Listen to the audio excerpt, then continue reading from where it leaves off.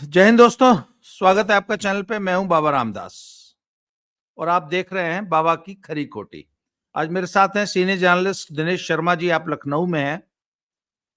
आजकल विधानसभा का जो सत्र चल रहा है उसे बकायदा कवर करते हैं। अभी थोड़ी देर में विधानसभा पहुंच जाएंगे। कल भी मैंने आपसे चर्चा की थी। सर शर्मा जी प्रणाम, राम राम जी। प्रणाम। शर्मा जी, कल हमने चर्चा की कि उस दिन असल में रेस्ट हाउस कांड जो जिसको हम जानते हैं उसमें हुआ क्या था। और आप चूंकि कुछ चंद दो चार प्रत्यक्षदर्शी गवाहों में थे, बाकी तो पुलिस थी या सपा के गुंडे थे। पत्रकार के रूप में आप और अरविंद जी थे। आपने अपना कल आंखों देखा फर्स्ट हैंड बयान कल सुनाया, बात सुनाई। सर सेम आपका ही हूबहू वर्जन ओपी सिंह जी, जो उसी दिन जिन्होंने एज एन एसएसपी ज्वाइन किया था, उन्होंने भी, और अभी ज्यादा लंबी बात नहीं है, मात्र हफ्ता 10 दिन पहले ही उन्होंने लल्लन टॉप पे सौरभ द्विवेदी को हूबहू वही स्टोरी सुनाई है जो आपने सुनाई है। अच्छा। अच्छा। जी, आप मौका निकाल के ना उसको आप देखिएगा। मैं दर्शकों से भी कहूंगा कि वो देखें। खैर, तब अब मुझे एक बात बताइए। आपने मुझे एक वो उस दिन की वो फोटो दैनिक जागरण की भेजी है जिसमें जो है मुलायम सिंह जी जो है बड़ी दीनहीन मुद्रा में कांशीराम के सामने बैठे हैं। कांशीराम बनियाइन पहन के बैठे हैं। जी। और सर आखिर वो कौन सी परिस्थितियां थी जिसमें उस दिन कांशीराम और मायावती ने मुलायम सिंह की सरकार से समर्थन वापस लिया था, और मुलायम सिंह को कैसे ट्रीट करती थी मायावती और मुलायम अपना कांशीराम जी। मैंने सुना है हर हफ्ते 10 दिन पे या 15 दिन पे शायद आती थी और मुलायम सिंह एक सूटकेस गिफ्ट किया करते थे। और मैंने तो यहां तक सुना है कि वो जिस कमरे में बैठे होते थे कांशीराम और मायावती, उसमें सिर्फ 2 ही कुर्सी हुआ करती थी और Mulayam Singh being a chief minister of the state खड़े होके बात करते थे। सर इन सब बातों में कितनी सच्चाई है और क्या थी वो स्टोरी? किन परिस्थितियों में वो चुनाव हुआ था? उसके बाद कितनी सीटें आई? कैसे मुलायम को मायावती ने समर्थन दिया, कांशीराम ने, बसपा ने?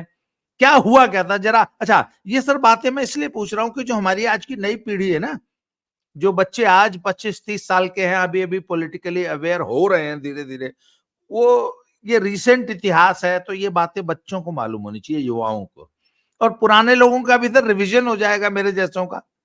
तो बताइए इधर हुआ क्या था असल में? क्या परिस्थितियां थी? क्या चल रहा था प्रदेश में? कैसे चल रही थी सरकार? देखिए, इन दोनों की सरकार थी। मुलायम सिंह यादव की समाजवादी पार्टी और बहुजन समाज पार्टी की सरकार थी। जी जो फोटो आप हम लोग जिक्र कर रहे हैं जिस फोटो का, वो फोटो इस बात पर आधारित था कि मायावती इस जिद पर थी कि इनसे जो है समर्थन वापस लिया जाए। जी और कई बार ये बात आई है, अलग अलग चैनलों पर भी ये बात आई है, उस समय अखबारों में भी बहुत छपा करता था कि विवाद कोई और नहीं था। विवाद केवल था कि जो पैकेज इनके बीच में डील हुआ था, अब वो क्या पैकेज डील हुआ था उसकी जानकारी तो हम नहीं बता सकते, क्योंकि हमें नहीं मालूम कि कितना क्या क्या ये दिया करते थे। लेकिन ये था कि मुलायम सिंह यादव मायावती को एक बहुत बड़ा पैकेज दिया करते थे और वो पैकेज बढ़ता चला जा रहा था। उस पैकेज की लिमिट जो थी इतनी क्रॉस कर गई थी कि अगर सब कुछ ही मुलायम सिंह मायावती को दे देंगे तो फिर वो क्या कमाएंगे, क्योंकि कमाते तो मुलायम सिंह यादव भी थे। मुलायम सिंह यादव जी के घर में कोई फैक्ट्री तो है नहीं। वो एक क्या नाम है, एलडीए के चीफ इंजीनियर हुआ करते थे, गुप्ता जी। तो उन्होंने एक मुलायम सिंह यादव को एनी गाड़ी दी थी। एनी, उस समय एनी चला करती थी बड़ी, उसके साथ में उस गाड़ी पे मुलायम सिंह यादव चला करते थे और धीरे धीरे राजनीतिक स्थितियां बदलती गई और एक ये दौर आया मायावती का, काशीराम जी का, मुलायम सिंह का। सरकार बनाने के दोनों बिल्कुल पर्याप्त बहुमत था इनके पास, तो उसकी कीमत मायावती वसूला करती थी कई बार। अच्छा, एक बात और भी है कि मायावती की जो महत्वाकांक्षाएं थी वो बहुत उच्च थी, लेकिन वो छोटी छोटी बातों पर भी नाराज हो जाती थी, सुनी सुनाई बातों पर भी वो नाराज हो जाया करती थी। वो एक ऐसा प्रिविलेज चाहती थी कि जो मुख्यमंत्री जैसा हो उनके लिए। लेकिन महत्वाकांक्षी मुलायम सिंह यादव भी थे। ट्रांसफर पोस्टिंग को लेकर भी इनके एक गतिरोध था। वो अपने दलित अफसर्स को चाहती थी कि उनको अच्छी अच्छी जगह पर पदस्थापना मिले, और कहा तो यहां तक जाता था वो अपने अधिकारियों से भी लेती थी उस दौरान, जो पोस्ट जिनकी पोस्टिंग होती थी, और वो मुलायम सिंह यादव से तो पैकेज लेती थी। मुलायम काशीराम जी जो थे वो इस मामले को सुलझाया करते थे कि इन बातों को और आगे न बढ़ाया जाए। काशीराम जी अलग उसके व्यक्ति थे। उनको पैसा मिलता था वाम सेफ से, जो दलित अधिकारियों का बड़ा संगठन रहा है कर्मचारियों का, वो काशीराम जी को दलित मूवमेंट के लिए पैसा दिया करते थे, तो उनका काम वहां से चल जाता था। लेकिन लॉटरी तब खुली जब बसपा की और समाजवादी पार्टी की सरकार बनी, तो यहां से उनका एक शुरू हुआ, कुछ समय तक अच्छा चला, लेकिन उसके बाद क्या नाम, उनकी मांगे बढ़ती गई, पैकेज बढ़ता गया, बात करने का तरीका भी बदलता गया। यहाँ तक सुना गया कि मायावती मुलायम सिंह यादव का नाम भी सम्मान से नहीं लेती थी, ये स्थिति थी। और जो आपने बताया कि वो क्या नाम खड़े हो जाते थे, बैठ जाते थे, देखिए सरकार को बचाने के लिए मुलायम सिंह यादव काफी काफी समझौते किए हैं और बहुत नीचे तक भी गिरे हैं। वो फोटो जो देख रहे हैं आप, वो फोटो अपने में 1000 शब्द है। उसका उसका आप विश्लेषण कर सकते हैं। यही एक झगड़ा था दोनों के बीच में, जो अंततः इस लेवल पर पहुंचा कि स्टेट गेस्ट हाउस कांड वहां पर एक हिस्ट्री बन गया लखनऊ का, और मायावती जो है बच गई ड्यू टू बीबी बख्शी। कोई नहीं था बचाने वाला मायावती को इसके अलावा। वो लाठीचार्ज नहीं होता तो मायावती का बचने की कोई संभावना ही नहीं थी। मतलब ये आप है। ये कहना लेकिन चाहते हैं कि उस दिन मायावती की जान भी जा सकती थी? जान जा सकती थी नहीं, मायावती की जान ही ली जानी थी उस दिन। मैंने क्या कहा कि मायावती ने अपने मान सम्मान स्वाभिमान का एक एक ऐसा उन्होंने जो था क्या नाम ईगो स्थापित कर रखा था, जिसकी कोई मतलब नहीं था, कोई वजह नहीं थी। उन्होंने जो है क्या नाम असली झगड़े की जड़ एक्चुअली मायावती ही थी, काशीराम नहीं थे। काशीराम के बारे में तो ये कहा जाता था कि वो बहुत ज्यादा इस उनके व्यवहार से भी परेशान थे। काशीराम को अपदस्थ करके मायावती भी तो अध्यक्ष बनी थी बहुजन समाज पार्टी की। क्या देश की जनता को ये मालूम नहीं है? उनके रिश्तेदारों से भी मिलने नहीं दिया गया था काशीराम से। ये बहुत पुरानी हिस्ट्री हो चुकी है। आज पता नहीं कौन इसमें दिलचस्पी लेंगे, लेकिन चूंकि आप पूछ रहे हैं, तो जो मेरे संज्ञान में, जो मैंने आंखों से देखा, जो मैंने वहां पर एज ए रिपोर्टर के रूप में दोनों को, तीनों को करीब से देखने की कोशिश की, मैं वो आपको बता रहा हूँ। मैं एक स्थिति ऐसी आई कि इनके बीच में आए जयंत मल्होत्रा। वो पॉलिटिकल मैनेज किया करते थे, लेकिन वो एक बड़े धन की व्यवस्था जयंत मल्होत्रा भी करते थे। वो पैसा काशीराम जी के पास जाया करता था।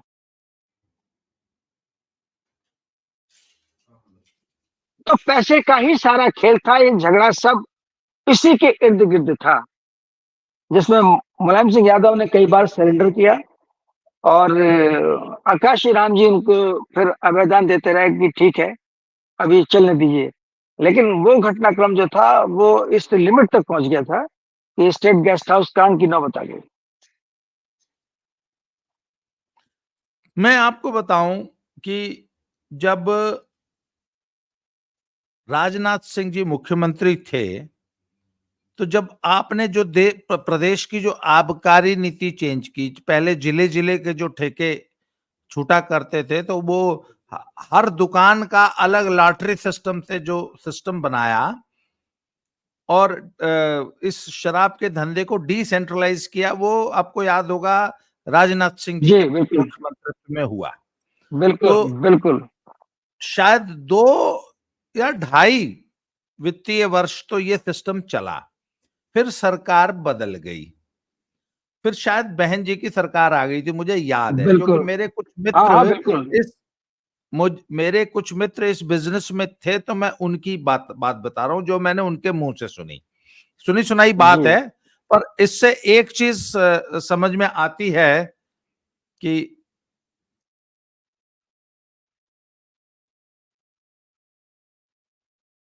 सॉरी, एक मेरा जरूरी फोन आ गया था। तो सर, ऐसा सुनने में आया कि उन दिनों पौंटी चड्ढा सबसे बड़ा माफिया था शराब का, और जिसके 4-5 स्टेट्स में एकाधिकार था, बाकी सब उसके छोटे छोटे वो थे, मतलब जिसे आप कह सकते हैं सूबेदार। जी तो बिल्कुल ऐसा बिल्कुल। ऐसी चर्चा हुई थी कि उत्तर प्रदेश में पौंटी चड्ढा के कार्टेल ने मुख्यमंत्री जी से संपर्क किया और ये उनको ऑफर किया कि हम आपको उस जमाने में 4.5 करोड़ रुपया डेली देंगे हाँ और आप पुरानी वाली आबकारी नीति लागू कर दीजिए। तो ऐसा बताया जाता है कि यह भनक लग गई डिस्टिलरीज वाले कार्टेल को, जो तमाम डिस्टिलरीज थी जो शराब बनाती थी, तो उन्होंने एक काउंटर ऑफर दे दिया मुख्यमंत्री जी को कि हम आपको 7.5 करोड़ रुपया रोज देंगे। 4.5 का ऑफर सीधे 7.5 कर दिया गया और आप इसी नीति को चलने दें। तो क्योंकि उससे डिस्टिलरीज को बहुत फायदा था। हालांकि वो नीति आज भी लागू है, इतनी अच्छी नीति थी वो। उन्होंने उस नीति ने पूरे इस एकाधिकार, पूरे शराब माफिया को एक तरह से जो है काफी हद तक डैमेज किया। आज तो आम आदमी भी एक दुकान ले लेता है, हालांकि माफिया अब भी है पर वो उसके अलग। खैर, तो मैंने पूछा कि भैया ये डिस्टिलरीज वाले क्या, कैसे ये इतना, उनको 7.5 करोड़ रुपया रोज देने का ऑफर उन्होंने कर दिया और मुख्यमंत्री जी ने, मैंने सुना है, इसको स्वीकार कर लिया और वही नीति राजनाथ वाली लागू रखी। तो उन्होंने कहा था कि उन्होंने जो वो अल्कोहल की जो मात्रा होती है ना, शायद वो आधी % या कितने पॉइंट या 1% के आसपास सिर्फ वो कम कर दी थी शराब में। उससे वो उनका पैसा 7.5 करोड़ रुपया कवर हो गया। खैर, वो नीति आज तक अगर लागू है तो पता नहीं। अब देखिए, मैं दर्शकों को सिर्फ एक बात बताना चाहता हूं कि सरकारें या ये जो बड़े बड़े माफियाज हैं, ये जो बड़े कार्टल्स हैं, ये कैसे काम करते हैं, कैसे डील करते हैं, ये मैं एक वानगी मैंने आपको बताई है। एक और छोटा सा एग्जांपल देता हूं। हमारे पंजाब के एक मुख्यमंत्री हुए जो मात्र 6 महीने में भी एक दिन कम, 5 महीना 29 दिन जो है वो सीएम रहे। और ऐसा बताया जाता है, पंजाब में ऐसी चर्चा होती है, अब क्या सच है क्या झूठ नहीं, पर पंजाब में ऐसी चर्चा है कि उस 6 महीने में उन्होंने लगभग 1200 करोड़ रुपया बनाया, मात्र 6 महीने में मुख्यमंत्री जी ने। और वो सिर्फ और सिर्फ माइनिंग और गिट्टी बालू क्रशर्स जो है प्रदेश के, उनसे वो पैसा बनाया गया। और फिर वो पैसा वो जो है विदेश में 2 महीना 3 महीना लगातार बाहर रहे और वो कहीं जो है खपा के अपना इन्वेस्ट करके सेटल करके आए। एक और आपको बता देता हूं कि जब गायत्री प्रसाद खनन मंत्री प्रजापति, थे, गायत्री गायत्री प्रजापति। प्रजापति, तो उनके बारे में भी था कि साहब वो मेन जो है रेवेन्यू का, जो रेवेन्यू नहीं, हराम की कमाई का जो मेन सोर्स था वो गायत्री प्रजापति ही थे, मुख्यमंत्री जी के, बिल्कुल, उनके जो। बिल्कुल। तो सर, तो सरकारें और हमारा जो राजनीतिक सिस्टम है ऐसे ही काम करता है, ये तो सही बात है। अब इसमें अब आज की तारीख में क्या परिवर्तन आया है और आ भी सकता है कि नहीं आ सकता, ये तो बहस का विषय है। तो उस पैसे की वसूली को लेकर मायावती जो है वो मुलायम सिंह पे दबाव बनाती थी और उनसे जो है बाकायदा वो कीमत वसूलती थी और हर बार बढ़ाती जा रही थी। आप कहते हैं हर विजिट में वो बढ़ाती थी और बदतमीजी तक करते थे। तो वो सर कान पकड़ के खड़ा किया था, ऐसा भी जो जो चर्चा है उसके नहीं, बारे में क्या? नहीं, ये सब आज तक उसका वैसा कोई फोटो भी सामने नहीं है। और दूसरी हाँ, बात ये है कि दो लोगों के बीच में जब इस प्रकार की बात होती है तो ना तो वहां पूरी मीडिया वाला होता है और ना ही जी कोई जी। ऐसा व्यक्ति मौजूद होता है कि जो कि बाहर का हो। तो उन दोनों के बीच में सामान्य व्यवहार को लेकर और क्या क्या बातें होती रही होंगी ये तो मैं नहीं बता सकता। हाँ, ये जरूर है कि मायावती मुलायम सिंह को सम्मान से बात नहीं करती थी, उनके लिए कोई सम्मान नहीं था। और वो वो समझती थी, देखिए, जो क्रूर व्यक्ति होता है वो दो प्रकार से सामने वाले व्यक्ति को अपने प्रेशर में लेता है। किसने कहा कि कांटा, कांटा जो होता है और क्रूर व्यक्ति, इन दोनों की एक समानता है बिल्कुल, समझे। इनसे बचने का एक ही तरीका है, या तो इनका मुंह तोड़ दीजिएगा या इनसे बच के निकलिए। तो मायावती का जो व्यवहार था वो आज भी कोई उतना अच्छा नहीं है।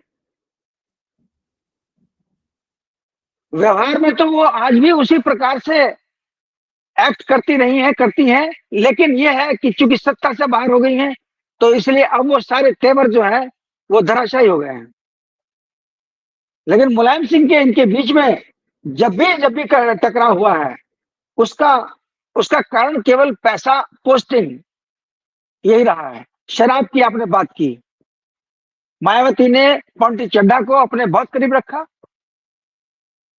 पॉन्टी चड्ढा जो चाहता था वो मायावती से करा देता था, वो दो बड़े बड़े अधिकारी बदलवा देता था। और एक अधिकार चला साहब उस समय पॉन्टी चड्ढा का। डिस्टलरी क्या कर रही है, क्या नहीं कर रही है, वो अलग कर रही है। एक समानांतर वसूली अभियान था ये। पॉन्टी चड्ढा अलग दे रहा है और डिस्टलरी अलग दे रही है। मतलब मायावती के पास इतना पैसा कहां से आया? एक लिस्ट थी जिसमें की जारी हुई, जिसमें मायावती की भाभी, मायावती के भतीजे, मायावती के भाई, उनके नाम, किसी के नाम 67 लाख, किसी के नाम 80 लाख रुपए, किसी के नाम बैंक खातों में जमा हुए थे। वो लिस्ट आज भी है। तो वो इस बात का प्रमाण थी कि जैसे जैसे पैसे आते गए वैसे वैसे भाई भतीजों के खाते में जमा भी होते गए। मायावती ने कभी ये नहीं समझा, या उसके अधिकारियों ने, लोगों ने ये नहीं बताया कि मैडम आप जो ये कर रही हैं, कल के दिन को जब पकड़ में आएंगी चीजें तब क्या होगा। लेकिन मायावती ने इस बात की सुनी अनसुनी की या जो भी कुछ कहा, आज मायावती जिन मुकदमों का सामना कर रही हैं वो सब ज्यादातर वसूली के इर्द गिर्द ही घूमते हैं। काशीराम ने बहुत कोशिश की इस बात को। काशीराम आर के चौधरी को बहुत पसंद किया करते थे। काशीराम जी ने एक बार ये प्लानिंग लगभग बना ली थी कि मायावती को रिप्लेस करके और आर के चौधरी को मुख्यमंत्री बना दिया जाए। वो एक ईमानदार मिनिस्टर होते थे, दलित समाज के काडर के लोग, काडर के वो नेता थे। सर ये और आर के उनका, चौधरी वही है क्या? ये आर के चौधरी वही है जो अभी मोहनलालगंज से सांसद हुए हैं? जी हाँ, जी हाँ, वही आर के चौधरी हैं। कांग्रेस से, और इसका जी, सपा से, कांग्रेस से नहीं, सपा सपा से, हाँ। सपा से। जी इसका जी परिणाम ये हुआ कि आर.के. चौधरी को मायावती ने बहुजन समाज पार्टी से बाहर कराकर ही छोड़ा। जी। इस हद तक उन्होंने केस खोल दिए थे। जैसे के ने केस खोल दिए थे ना कि बनवास होना ही होना है, मैं नहीं जानती, उसी प्रकार उन्होंने केस खोल दिए थे मायावती ने कि इनको, आर.के. चौधरी को बाहर करना है। यानी कि मुख्यमंत्री पद के रेस में जिनको लाने की कोशिश की गई, राज बहादुर हो, ये हो, आर.के. चौधरी हो, जिनको भी लाने की कोशिश की गई, मायावती ने उनका पत्ता कटवा दिया। मायावती ने फिर बाद में उन सबका पत्ता कटवा दिया जो काशीराम के करीब थे। कुछ दलित नौकरशाहों के बीच में मायावती इस प्रकार फंस चुकी थी कि उनको केवल वही अच्छा लगता था जो उनके इर्द गिर्द के लोग हुआ करते थे। इनमें एक और आदमी की एंट्री हुई जिसका नाम था शशांक शेखर सिंह, कैप्टन शशांक शेखर सिंह। ये विश्वनाथ प्रताप सिंह के समय में आए थे, जब मुख्यमंत्री थे विश्वनाथ प्रताप सिंह, उस समय से हेलीकॉप्टर उनका उड़ाया करते थे वो, और जितने भी मुख्यमंत्री आए वो सबके हेलीकॉप्टर उड़ाते थे। अच्छा जी जी, वो इतने करीब आए। ये एक ऐसे व्यक्ति थे जो नॉन आईएएस थे, लेकिन ये उत्तर प्रदेश के कैबिनेट सेक्रेटरी तक पहुंच गए। और किसने पहुंचाया आखिर में? मायावती ने। मायावती के बाकी के जितने भी मुकदमे मामले थे, वो दो ही लोगों के बीच में घूमते थे, एक सतीश चंद्र मिश्रा और शशांक शेखर सिंह के। एक इनके बीच में एक और था, नसीमुद्दीन सिद्दीकी, जिसको 10-10 जी। विभाग दिए थे मायावती ने, समझे? वो उनके मुस्लिम लोगों को मैनेज करता था और फंड इकट्ठा करता था वो।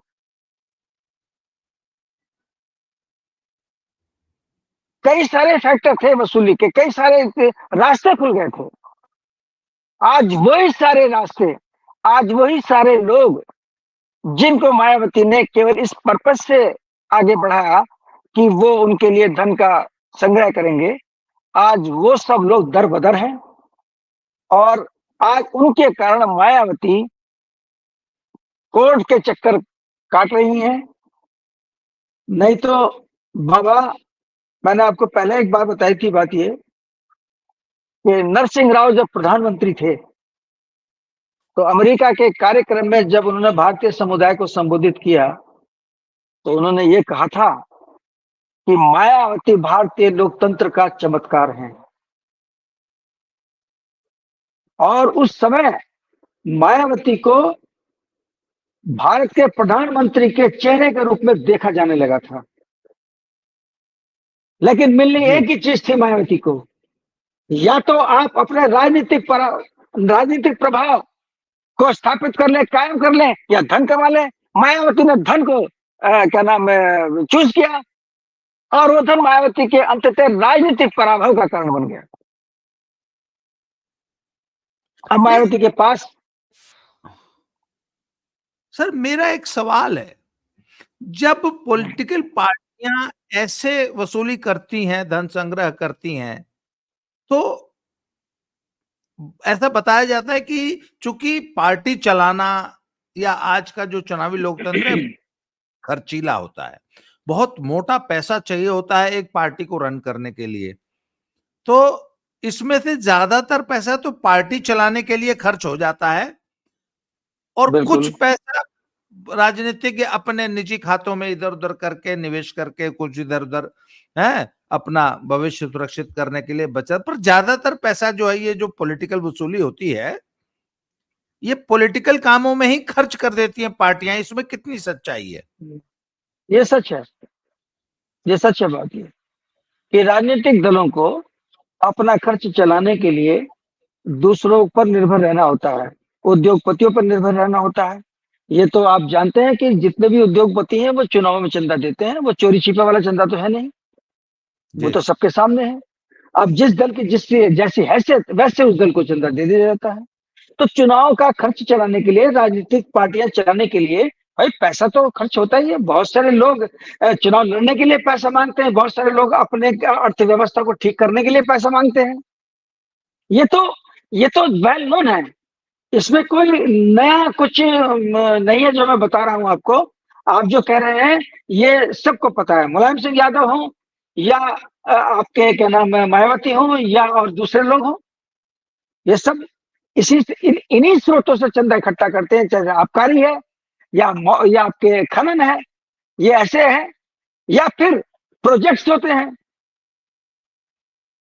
प्रोजेक्ट जो है वो भी चंदा वसूली का एक बहुत बड़ा जरिया बन गए हैं।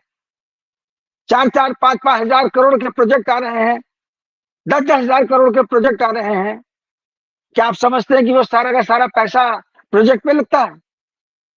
वो प्रोजेक्ट ही ये सोच के तय किए जाते हैं कि इसमें कम से कम इतना पैसा जो है वो मुख्यमंत्री को या मंत्री को या अधिकारी को देना ही देना पड़ेगा, अपने लिए रखना पड़ेगा। तो ये एक नई बात नहीं है। मुलायम सिंह यादव ने इसी प्रकार से चीजों को वो किया, मैनेज किया। और जब भाई उनके पुत्र जब मुख्यमंत्री बने अखिलेश यादव, ये समझा जा रहा था कि नया लड़का मुख्यमंत्री बना है उत्तर प्रदेश का, और इसके अंदर अपने पिता की शैली से अलग हटकर जो है वो चलेगा। और जो टैग लगे हैं भ्रष्टाचार के, लूट डकैती रेप, उन सब पर ये एक्शन लेगा और फिर एक नई लीडरशिप उत्तर प्रदेश के अंदर निकलेगी। मैं आज ये कहूंगा कि अखिलेश यादव एक ऐसी संभावित लीडरशिप थी उत्तर प्रदेश की, थी कहूंगा, है नहीं। टकाटक के चक्कर में ये जो 36 सीटें आई हैं, टकाटक के चक्कर में आई हैं। ना संविधान का इशू है, ना कोई इशू है। रातों रात लोगों ने 8,500 रुपए महीने का अपना हिसाब लगा के बैठ गए थे, ये खाते में आएंगे और उसके बाद कुछ करने धरने की कोई जरूरत नहीं पड़ेगी, मौज मस्ती आ जाएगी। छोड़ो भाजपा को, उससे उसने गैस सिलेंडर दे दिए खत्म, मकान दे दिए खत्म। लेकिन 8,500 रुपए के चक्कर में 80% जनता, ये 80% जनता उत्तर प्रदेश के संदर्भ में, ये मैं आपको बता रहा हूं। कोई ये जो बोल रहे हैं कि आरक्षण की वजह से ऐसा हो गया, कुछ नहीं, जा आरक्षण तो खत्म कोई कर ही नहीं सकता है। देखिए विषय अलग बदल गया, मैं बात दूसरी तरफ कर रहा था। तो इन्होंने जिस प्रकार के ये चीजें की हैं, मैंने भी क्या कहा था, थोड़ा सा दिमाग से उतर गया मेरे, जो मैं बोल रहा था कि जनता मायावती जो की है बात। वो मायावती जी हाँ, जनता जो है, यो शब्द क्या था वो ये बताइए, मेरी माइंड से थोड़ा सा हो गया। 85,8,500 रुपए खटाखट के चक्कर में जो है खटाखट के चक्कर में आई है ये है। अदरवाइज देखिए इस झटके में तो मायावती के दलित भी आ गए, बिक गए। बड़ा दुर्भाग्य है बाबा, 8,500 रुपए के चक्कर में बिक गए। क्या डेमोक्रेसी को मजबूत करेंगे आप? क्या सामाजिक न्याय लाएंगे आप? जी या अखिलेश यादव, जिसकी बात मैं अखिलेश यादव की बात कर रहा था, तो उम्मीद की जाती थी कि अखिलेश यादव बहुत अच्छा शासन स्थापित करेंगे, लेकिन वो भी फिर बाद में मुलायम सिंह यादव की ही कार्य प्रणाली पर उतर आए और वो खत्म हो गया मामला। लोग कह तो रहे हैं 2027 में अखिलेश यादव आ जाएंगे, दादा मुझे लगता तो नहीं, जो हालात हैं उनके हिसाब से तो नहीं आना चाहिए। लेकिन उत्तर प्रदेश सरकार में जिस प्रकार की उठापटक चल रही है दादा, अगर उसको काबू में नहीं लाया गया तो भाजपा का नुकसान होगा, उसे कोई नहीं रोक पाएगा। जी उठापटक पे अगर इन्होंने जी इस प्रकार की चीजों पर, ये जो स्रोत की हम बात कर रहे थे मायावती के, उन्होंने भी मायावती को नुकसान पहुंचाया और मुलायम सिंह को भी नुकसान पहुंचाया। हाँ, धनपति ये बड़े बड़े जरूर हो गए हैं। आज मायावती ने अपने भतीजे को आगे बढ़ाया है, उसको अपनी कमान दी है कोऑर्डिनेटर बना के। लेकिन रणनीतियां जो है, राजनीतिक रणनीतियां राजनीतिक रणनीतियों की सफलता के लिए बहुत सारे त्याग करने पड़ते हैं। वो ना मुलायम सिंह ने किए, ना अखिलेश ने किए, ना मायावती ने किए। और भारतीय जनता पार्टी ने अगर कुछ त्याग किए हैं तो भारतीय जनता पार्टी दबाव में रहती है। जी। आप देख रहे हैं किस प्रकार के अंतर विरोध गतिरोध का सामना करना पड़ रहा है और किस प्रकार से अखिलेश यादव लोकसभा के अंदर बोल रहे हैं। एक कहा गया है कि इनके ऊपर ये बात जो जिस प्रकार की आरोप लगा रहे हैं और बीजेपी फेस कर रही है, इसमें एक राधेश्याम कथावाचक हुआ करते थे बाबा, वो उन्होंने एक बात कही थी ऐसे लोगों के बारे में जो मतलब दबाव ही बनाते चले जा रहे हैं। उन्होंने कहा था कि नीम कड़वा है उसे कोई पशु खाता नहीं, जल समंदर का है खारी काम में आता नहीं, है मेरी अधीनता से यही सारे हौसले, आप चढ़ते ही गए हम जिस कदर नीचे डले। भाजपा जितनी सफाई देती आ रही है अपनी सुचिता की, चाहे वो आरक्षण का विषय हो, चाहे वो भ्रष्टाचार का विषय हो, चाहे वो जितनी सफाई देती जा रही है, उनको चाहे मायावती हो, चाहे अखिलेश यादव हो, चाहे राहुल गांधी हो, वो कमजोरी समझ रहे हैं अपनी, वो चढ़ते जा रहे हैं उतने ही। जी। लेकिन भारतीय जनता पार्टी अपने तरीके से इसको एक तरह से क्या नाम है, मैं शांति कहूंगा, भाजपा टकराव की मुद्रा में तो नहीं आ रही है, टकराव की मुद्रा में तो ये लोग आ रहे हैं। अब इसमें सबसे बड़ा जो एक घटनाक्रम सामने आ रहा है, बहुजन समाज पार्टी का भारी नुकसान, राजनीतिक नुकसान, उसने इन लोगों के हौसले और बढ़ा दिए हैं। और मायावती इन पर अभी भी मंथन नहीं कर पा रही हैं कि उनको आगे बढ़ने के लिए किस प्रकार की रणनीतियां बनाने की आवश्यकता है। जी। दलित वोट बैंक अगर खिसका है तो उसकी जिम्मेदारी मायावती ही है। जी। और ये दलित वोट बैंक तो बीजेपी का नहीं था, ये मायावती का था। ये है दादा। अब आगे क्या होगा ये तो हम नहीं कह सकते, लेकिन मेन बात हमने शुरू की थी मायावती की वसूली अभियान पर, जी। जिसमें मुलायम सिंह यादव भी उतने ही शामिल थे, मायावती भी उतनी ही शामिल थी। सत्ता बचाने के लिए मुलायम सिंह यादव ने भी कोई कम समझौते नहीं किए, और वो समझौते उत्तर प्रदेश जैसे बड़े राज्य के लिए बड़े घातक सिद्ध हुए हैं। जी। आज ये देश सांप्रदायिकता का गढ़ बन चुका है। मुस्लिम तुष्टीकरण का एक सबसे बड़ा प्रमाण है। काम मायावती ने भी वही किया, काम अखिलेश यादव ने भी वही किया, काम मुलायम सिंह यादव ने भी वही किया। सर, समय हो चुका है। हमने सोचा था इस वीडियो को हम 20-22 मिनट में कंक्लूड करेंगे, 33 मिनट का हो गया। और ये टॉपिक तो सर इतना लंबा है कि इस पे तो घंटों बात की जा हाँ। सकती है। पर आज के लिए सर इस टॉपिक को यहीं समाप्त करेंगे और बिल्कुल इस बिल्कुल। चर्चा को आने वाले टॉपिक्स में हम आगे बढ़ाएंगे। सर, आज आपने सुबह सुबह मुझे समय दिया, इसके लिए बहुत बहुत धन्यवाद। शाम को फिर मिलते हैं, शाम को एक वीडियो और करेंगे आपके साथ। Thank you sir, thank you very धन्यवाद। मच। जय श्री राम। जय श्री राम।